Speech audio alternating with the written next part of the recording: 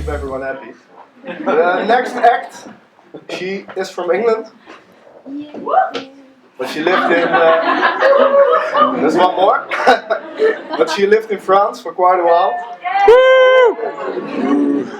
Keep going, keep going. She describes herself as an accidental comedian. So I have no idea what that means, but I'm sure it will be really, really funny. Ladies and gentlemen, give it up for Emma Holmes!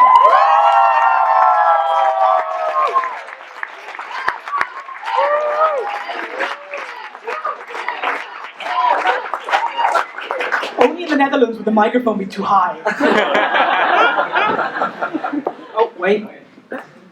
There's a very good chance I'm going to trip over this wire at some point. That's better. There we go. There was some very nice Celtic music to start with, wasn't it? Yeah. I'm not going to ruin your opinion of the Celts very quickly. Deary me. I would like to pick on people in the first row, but I know them all, so... Which kind of ruins it slightly.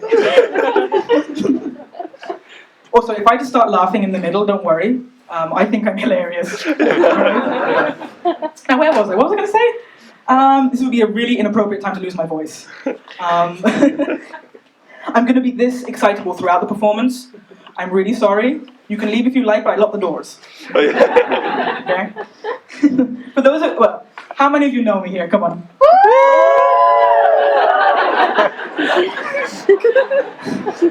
I'm a rock star. I've made it. My mother would be so proud. Well, you know, now you're going to know all the jokes already, so too bad for you guys. My name is Emma Holmes, for those of you who don't. And it is my real name, okay? Throughout my life, people have asked me if it is my real name. It is my real name. I think that if I was going to choose another name, it wouldn't be Holmes. Because I know me, and I know that people like me. And if there was a chance to rename myself, I would regret it. Because I know that what would happen would be kind of, okay, Emma Holmes. What do I fancy being? Miss Elephant? That sounds good. No. I actually know exactly what would happen. I know exactly why. I would go to the office and I get the paper and be like, okay, old name, Emma Holmes. New name, the real Slim Shady. And my really mature thinking works this way. There's one reason why I would do this, is because the moment they call you up to come and sign the papers, you know what's going to happen. They're going to go, will the real Slim Shady please stand up? There's going to be one idiot in the back, and I'm going to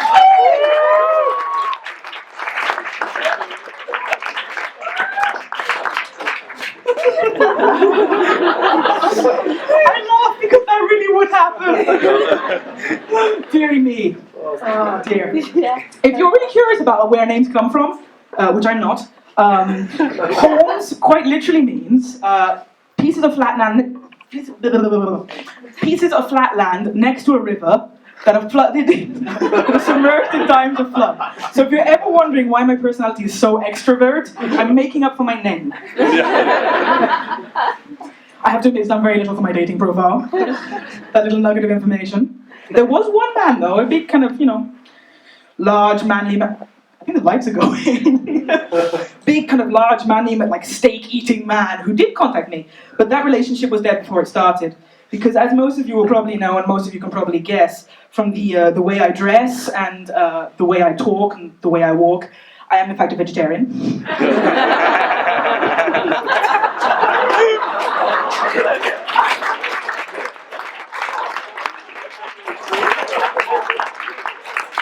I have to be honest though, this is the next part is a very serious story. There is some kind of weird link between lesbians and vegetarians. I'm not quite sure what it is or why it's there. Because the time I came out to my mother, alright, I was like, oh my god, she's going to take it so badly, it's going to be terrible, what am I going to do? Oh my god, gee whiz. And I sat her down, I was like, Mum, I'm going to tell you some information that is going to change your life, and I am so sorry in advance if you hate me for it. And I was like, Mum, she's like, alright, go and tell me. You can tell me, it's okay. I'm prepared. I was like, Mum, I'm a lesbian. She went, oh. Jesus, I was really worried, what a relief. What do you mean, what a relief? I thought you were going to say you were a vegetarian. So seriously, there's some kind of link here.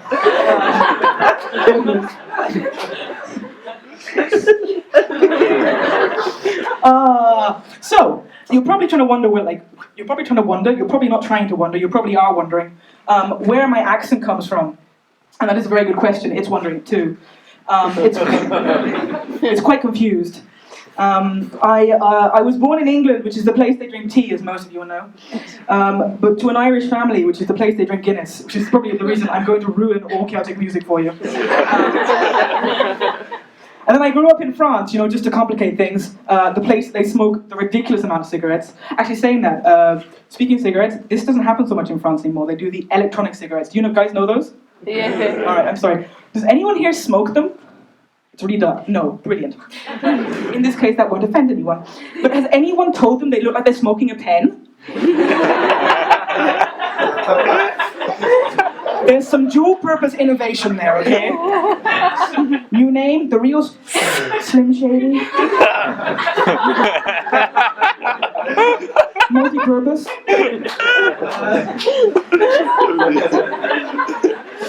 Oh dear.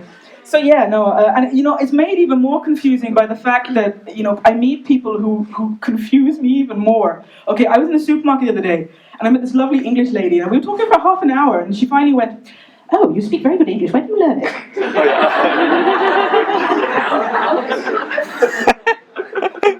In England. From my parents. Anyway, wasn't that good? No wonder I'm confused. So yeah, no, the thing with having what I call nationality disorder is not personality. I have only one of those. There's someone questioning that. Are you sure? No, it's all fine. The problem with having multiple nationalities, for me at least, is stereotypes. Okay, because stereotypes cause great issues. First of all, I just want to say something that I've never done this with a microphone before, so there's a very good chance it's going to go joke, joke, joke, punchline! I know this is going to happen at some point because I'm clumsy and an idiot. So yeah, no, what was that? Suddenly went quiet. The power one has with a microphone. Where was I? Oh yes, stereotypes. Jesus, someone's lost in the front row. You need the toilet? You sure? Yeah. Alright, great. Okay, the problem with having multiple nationality disorder is that you have stereotypes, okay? And what irritates me about stereotypes is some countries are so better off than other countries. Right, this really irritates me. So you've got one end of the scale, you've got Scandinavians who are beautiful, you've got Italians who are romantic, you've got South Americans who are passionate. The other end of the scale, you've got the Dutch who are continuously stoned. You've got Russia trying to take over the world. And you've got Asian men who didn't do very well on any scale.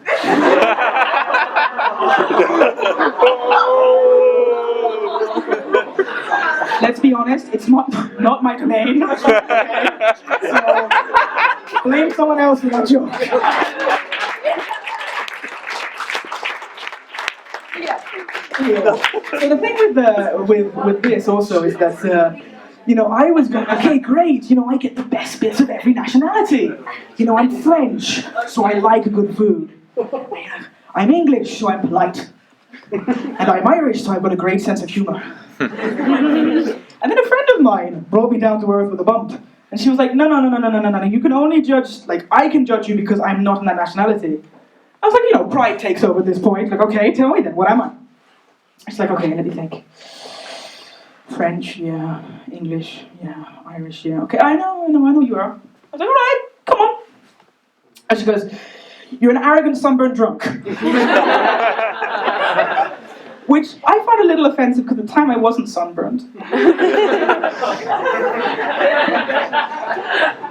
But okay, come on, we've all used stereotypes and we use them continuously. And I use them for organizational purposes, I'm sure you all do too. And you're all hypocrites if you say you don't, all right? Because if you go for coffee with an Italian, the coffee will be fabulous. It'll be cold by the time the Italian gets there.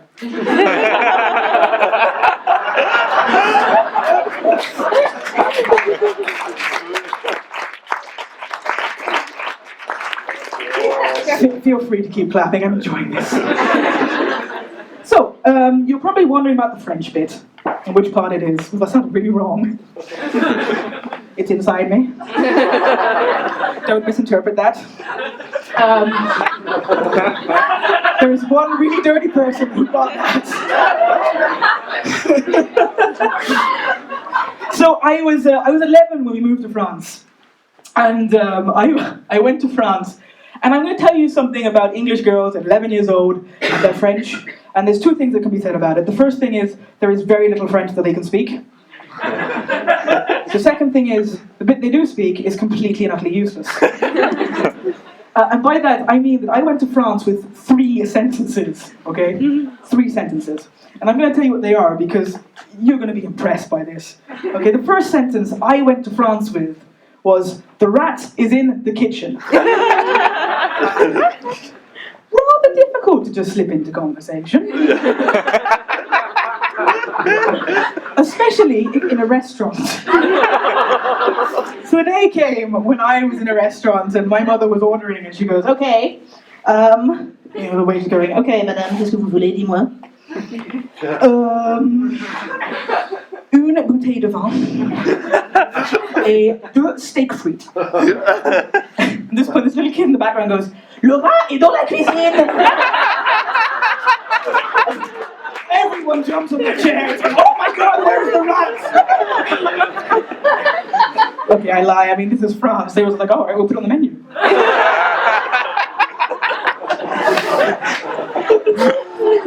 The second sentence I knew was, "The dog is under the table." Okay, a little bit easy to get into conversation. All right, I'll accept that. The last sentence I knew is, "The elephant is behind the tree." Now, that is very difficult to get into conversation. I don't know if you've been to France. Not many elephants. Still on the ground. So you can imagine what it was like for a little 11-year-old who's going, "Okay, off we go to school, first day, woo!" And you get there, and then you get this really nasty realization that everyone speaks French. And I'm there with my 3 sentences. So I'm standing there with my backpack, and for the first 3 months, I was basically, I sat in the playground, and this group of people were just like standing there going, and I was just, continuously awkward and very confused, and basically there was this big group of strangers that were continuously laughing at me.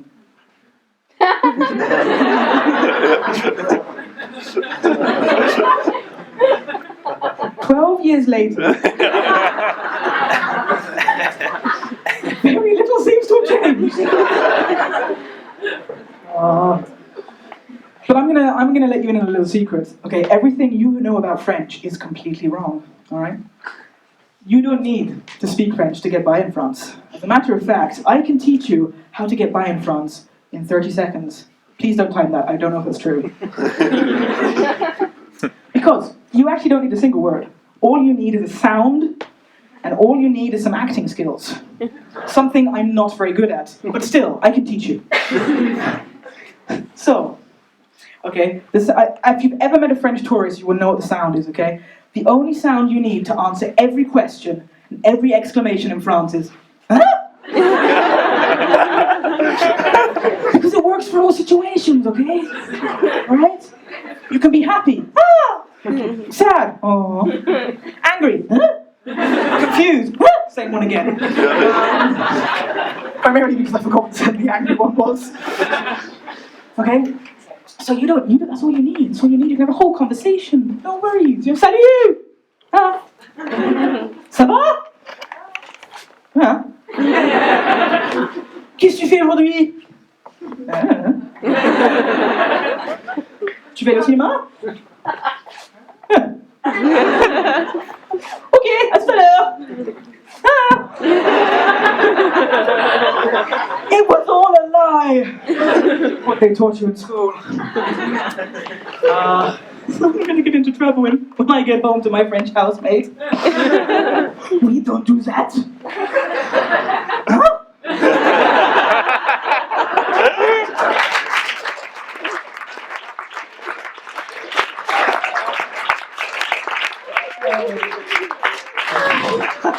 to be honest with you, I don't need other people to to help me get into trouble. I can do it myself. And I thought I would end on a little story, which is basically the epitome of me getting into trouble, completely and utterly by myself. So you got to picture the situation, all right? It's a dark, cold, wet night. And someone is blowing their nose. There's someone in the bushes. Someone got really freaked out there. Okay, so it's this dark, cold, wet night, and I was cycling home, and I was slaloming because I thought that would warm me up. It's completely utterly untrue. That is not how you warm yourself up on a bicycle. But it felt appropriate at the time. So I'm cycling home, and it's this big, long, straight road, and I come out of this roundabout. At this point, these two headlights slow down behind me. I think I've done this before.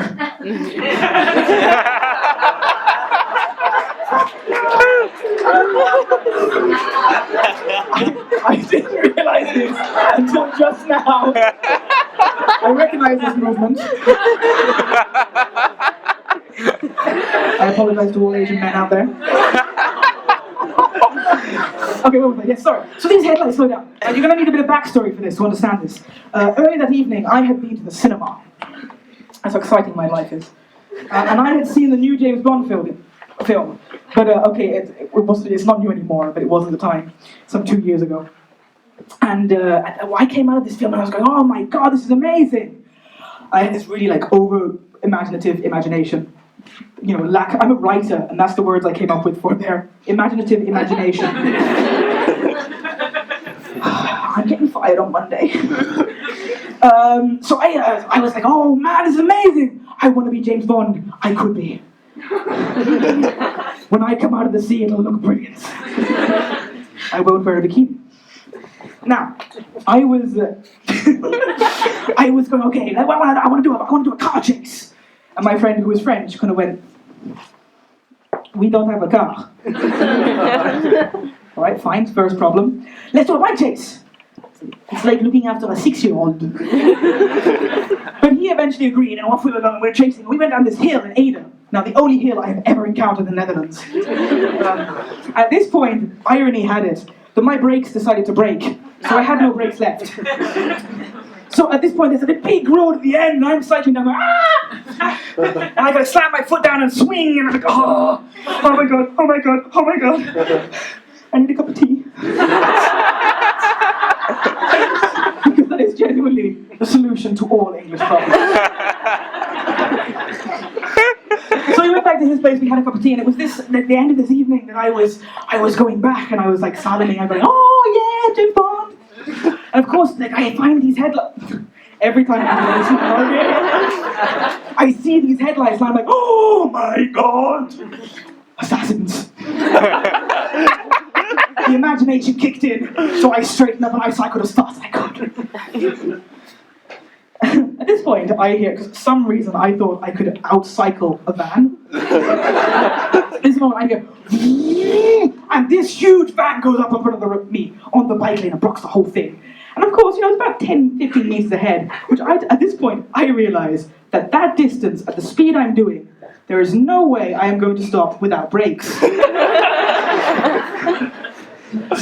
So I bang into the side of the van. So I end up lying on the ground going, oh, like some kind of upturned turtle.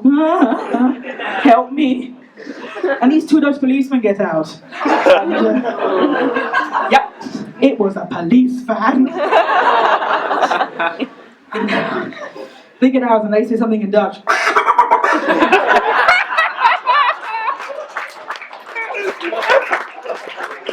That is how Dutch sounds. You are all Donald Ducks. So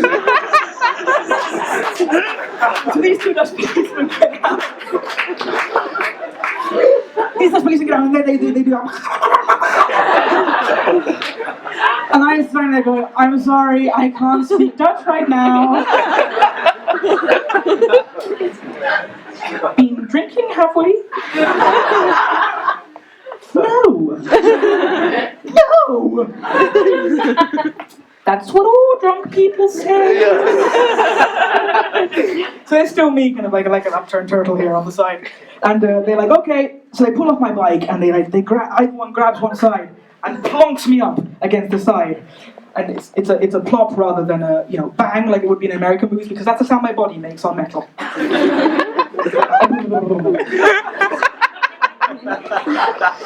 It's not true. It's all muscle. So I'm standing there up against this thing, and now I'm more like instead of being an upturned turtle, I'm a turtle on his ass. And they're like, right. So they get out the clipboard, like, all right, name, Bond, first name, James. You're James Bond. At this point, I thought it was appropriate to go, yes. Really, you haven't been drinking? Come on, be serious now. What have you been drinking? Okay, you got me. Right? Martini, shaken, not stirred. They didn't get the joke. So of course, then they're like, all right, we're going to have to do the theatre test. And they bring it out and they go, blow on this. Do not misinterpret that. So I did. Dirty minds.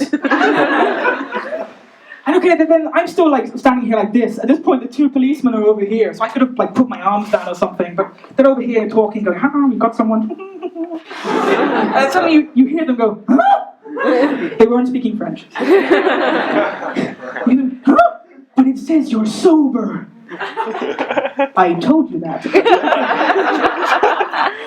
We're so sorry. Let us help you. Let us take you home. Let us put your bike in the back of the van. And so they did. And then I went home with them. Again, this is getting terribly unintentional sexual innuendo here.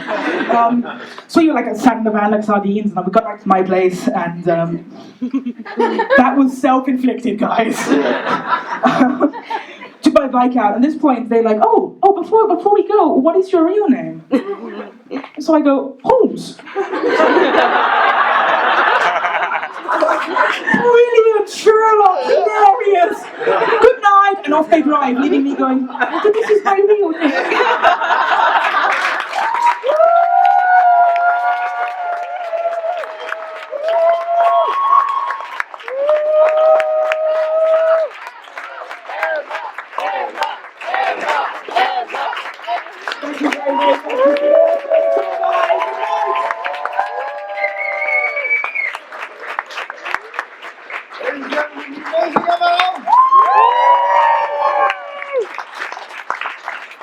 This was your first attempt at comedy? This is my very first attempt. Very first, Yeah, started yesterday. Declaration on stage. Yes, exactly. It was like now or never.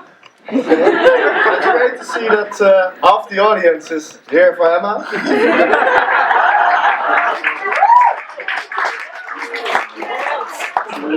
So thank you for that. And I hope you won't leave after Emma. You've locked the doors. No, but it's the first attempt on comedy, but it's really, really well received. What do you think? Should I do it again?